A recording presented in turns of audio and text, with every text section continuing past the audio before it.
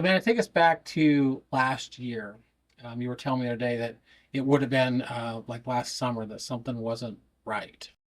Yeah, so we just noticed that on the outside of her lip, it almost looked like a cold sore or something. And we took her to the doctor, and my primary doctor said, let's get her to the dentist and figure out what it is. Basically, like it was no big deal. Everybody made it seem like no big deal. Right. Right. Yeah. So I'm like, not panicking. Yeah. How old is she really quick? She was 7 when all this happened. So And her name's Elena. Elena. Okay. Yeah. So then she finally got a referral to a surgeon up in Portland. And while I was traveling for work, my husband took her in just for a consultation. And they said, we can remove this right now. We can just get it out. And it was at this point, it was probably about this big. So it started as a small cold sore. It started like right here, just tiny. And then by the end of it, it had grown in the back of her mouth. But it grew that big in probably a week or two. And then, like I said, I was traveling for work and my husband was able to take her and they removed it. No concern. No concern. At this point at all from No, anyone, the we're- doctors, nothing. They're No, like, yeah, we'll just take it out. We're thinking, me and my husband were like, okay, done. We Little don't have to cyst or worry about it. something.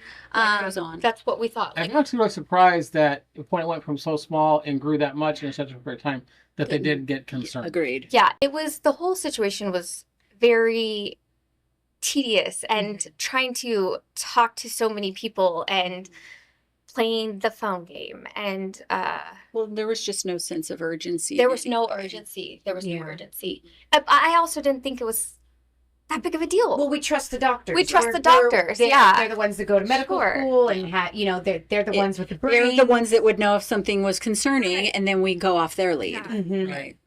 And that's just So that's just not what happened. So after they did after they removed it, they did do a biopsy. Oh yeah, they did the biopsy.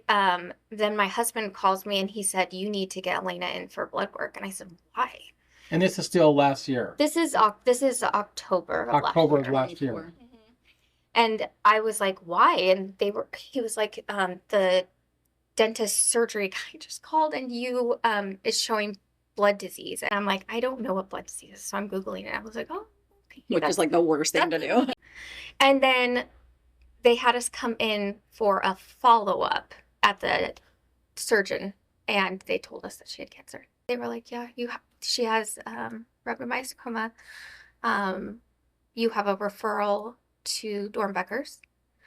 And It was a whirlwind. At that then, point. yeah, It was just a couple weeks and she was on chemo. it was the end of October that we found out that she officially had it, and then they put in a report, started chemo. It was like everything just happened so fast.